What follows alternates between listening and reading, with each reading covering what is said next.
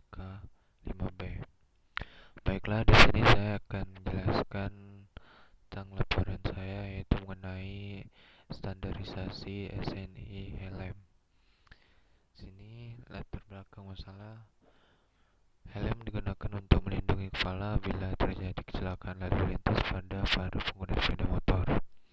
Pertama kali dicetus untuk diwajibkan untuk digunakan di Indonesia oleh Kepala Kepolisian Republik Indonesia Hyogeng, tetapi mendapatkan penolakan yang keras pada waktu itu. Kemudian ditetapkan secara resmi di dalam Undang-Undang Nomor 14 Tahun 1992. Pada tahun 2003, dalam kurung Slopos 2003, dimulainya operasi pemusnahan helm yang bukan standar oleh jajaran kepolisian. Ada beberapa warga dan kalangan mahasiswa yang mengeluh dengan penggunaan helm standar. Berbagai alasan, mulai dari kepala terasa berat, tidak nyaman, kurang bisa dengar kalau ada yang memanggil, dan sebagainya. Helm motor dapat dikelompokkan dalam beberapa kelompok, yaitu helm separuh kepala atau hellface, 3/4 atau open face, dan penuh atau full face. Helm yang memberikan perlindungan yang paling baik adalah helm penuh, karena seluruh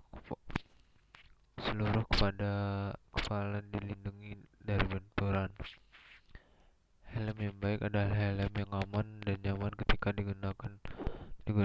Biasanya helm semacam ini lulus persyaratan DOT atau Department of Transportation atau standar transportasi Amerika Serikat. Ada juga standar lain seperti Eropa, Jepang, bahkan Indonesia sendiri SNI.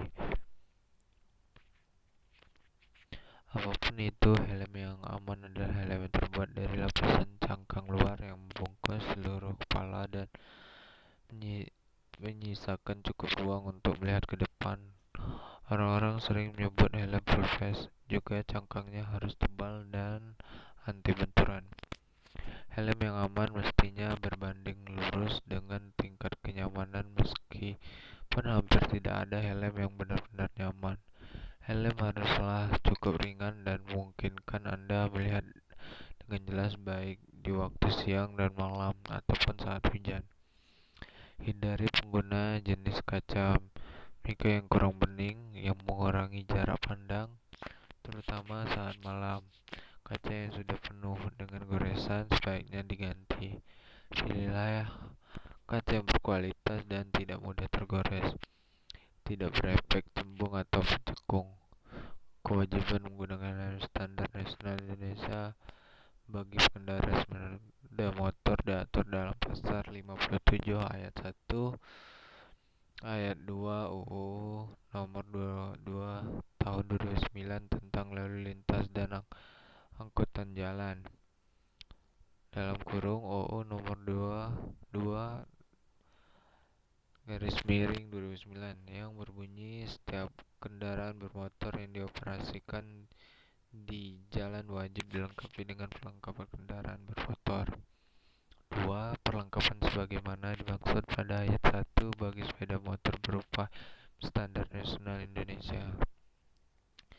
Selain itu, pasal 106 ayat 8 UU Nomor 22 Tahun 2009 mengatur bahwa setiap orang yang mengemudikan sepeda motor dan penumpang sepeda motor wajib menggunakan helm yang memenuhi standar nasional Indonesia.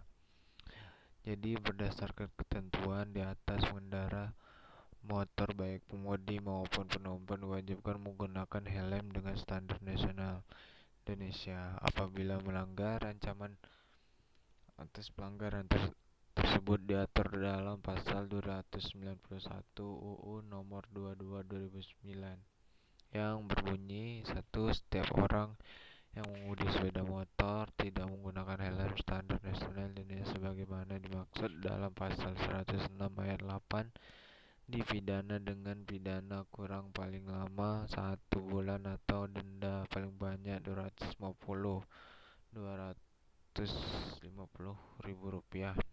Dua, setiap orang yang mengemudikan sepeda motor yang membiarkan penumpang tidak menggunakan helm sebagaimana dimaksud dalam pasal 106 ayat 8 dipidana dengan pidana kurang paling lama 1 bulan atau denda paling banyak 250.000.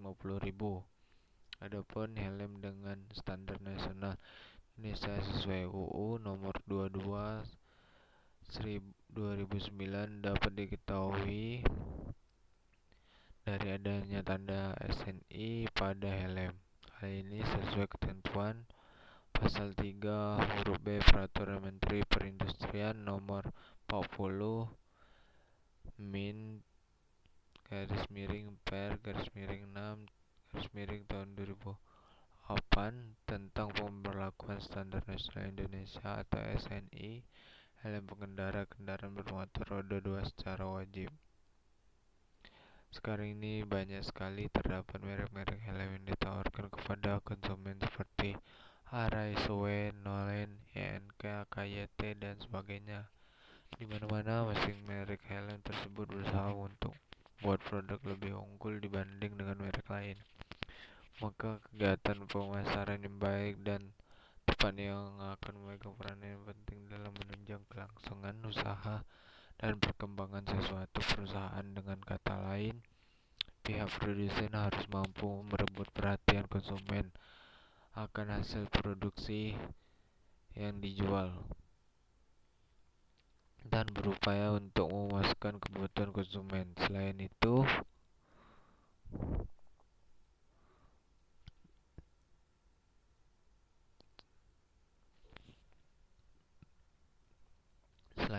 pada saat ini persaingan akan produk helm yang sudah berstandar SNI semakin banyak dan hampir semua produk helm saat ini berstandar nasional Indonesia. Oleh karena itu, bagaimana upaya pihak perusahaan lebih gencar lagi dalam memproduksi helm SNI di tengah persaingan yang sangat ketat ini? Salah satunya produk helm INK. Masyarakat luas hanya menggunakan helm dari INK. Ini sangat banyak jumlah dan berbagai model dari model lama sampai model terbaru saat ini. Mungkin itu saja yang dapat saya jelaskan untuk laporan tentang standar nasional mengenai SNI helm. Selanjutnya saya akan menjelaskan laporan tentang standar nasional SNI di bidang perkebunan. Berbagai macam standar telah ditetapkan pemerintah terkait agribisnis perkebunan, mulai dari kepentingan di bagian hulu sampai kepada kepentingan di bagian hilir. Tentunya dengan maksud adanya pedoman atau acuan spesifikasi proses, hasil, dan mutu suatu produk yang dihasilkan. Berikut SNI subsektor perkebunan yang telah diterbitkan oleh Badan Standarisasi Nasional atau BSN.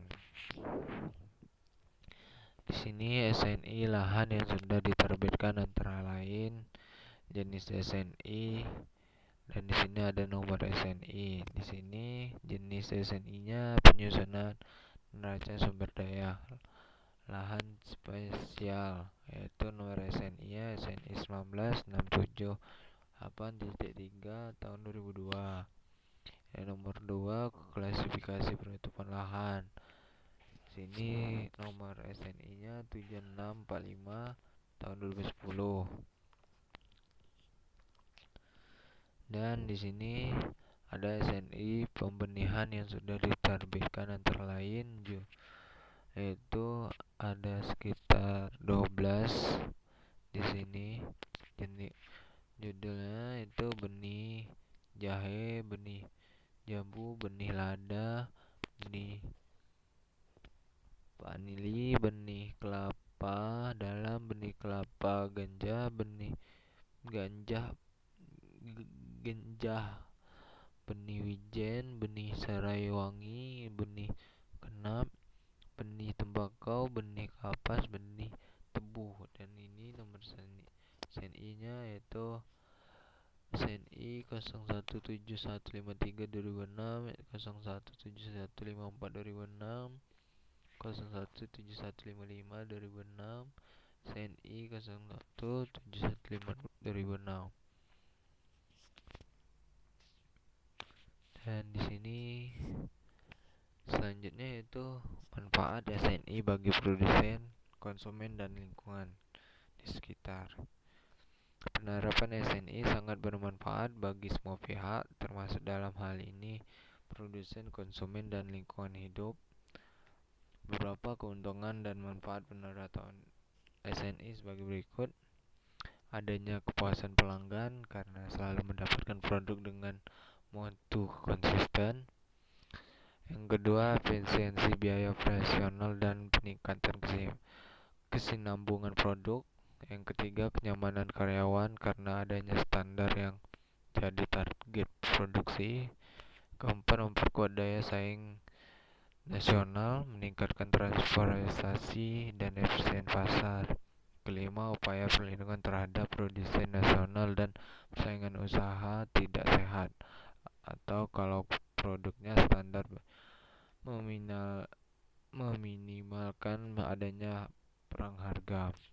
Yang keenam, persyaratan pematuhan hukum dengan pemahaman bagaimana persyaratan suatu peraturan dan perundang-undangan tersebut mempunyai pengaruh tertentu pada suatu organisasi dan para pelanggan. Kelapan, peningkatan terhadap pengendalian manajemen risiko dengan konsisten secara terus-menerus.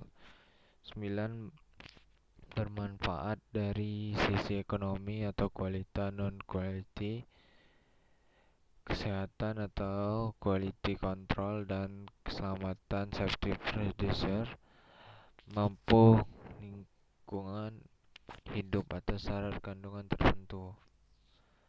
Nah, mungkin itu saja yang saya dapat sampaikan tentang laporan saya. Laporan saya yang kedua yaitu SNI di bidang perkebunan. Lebih kurang saya mohon maaf. Assalamualaikum warahmatullahi wabarakatuh.